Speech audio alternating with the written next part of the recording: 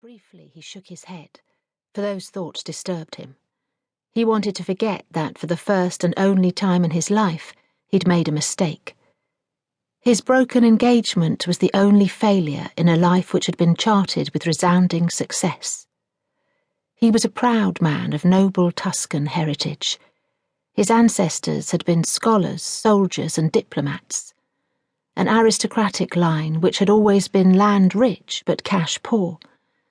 But then Dante had become head of the family's business interests and had taken them soaring into the stratosphere.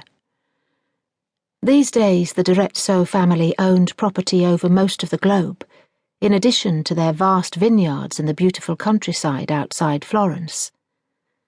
Dante had everything a man could possibly want, and yet inside, his heart was empty. There were bells ringing now, a triumphant peal of them heralding the end of the ceremony. And then came the somewhat unbelievable sight of Roxy Carmichael, all misty in white silk and pearls, clinging onto the arm of her new husband, the Duke.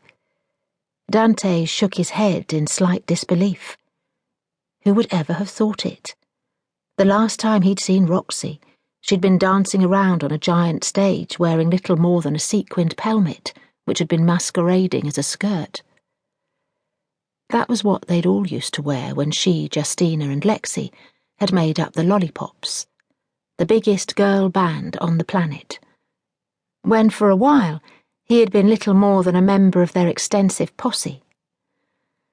The congregation had begun to file out behind the bride and groom, and Dante found himself watching, wanting to see Justina's reaction when she saw him sitting there. Did she ever regret the choices she'd made? The ones which had led to his rejection of her?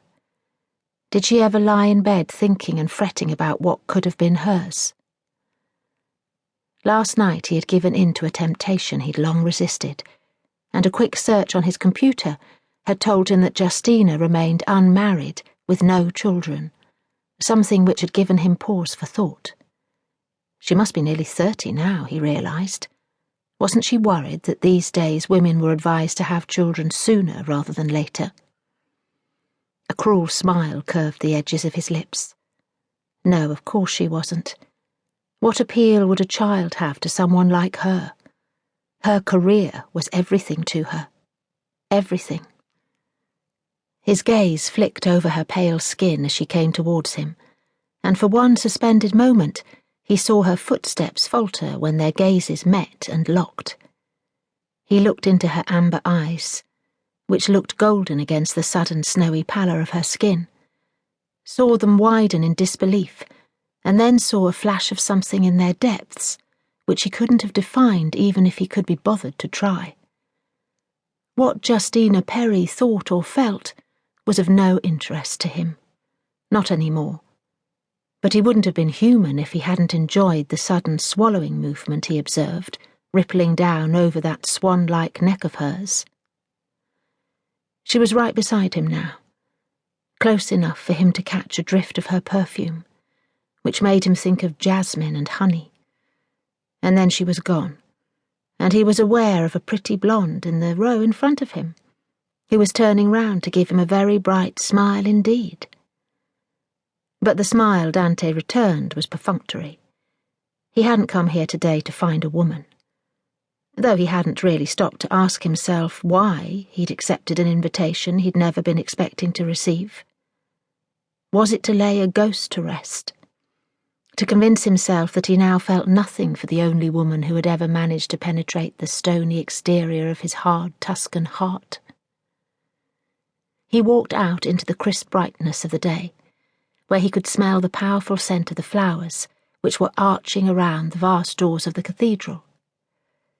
He looked across the courtyard to where Justina stood, surrounded by people clamouring for her attention, but she wasn't listening to them. Her attention was fixed on the door, as if she'd been waiting for him to appear, and as her eyes found their target in him, he felt the thrill of something he could never have described, not even in his native tongue. He began to walk towards her, only vaguely aware of the women who turned to watch his progress. Women watching him was something which had happened throughout his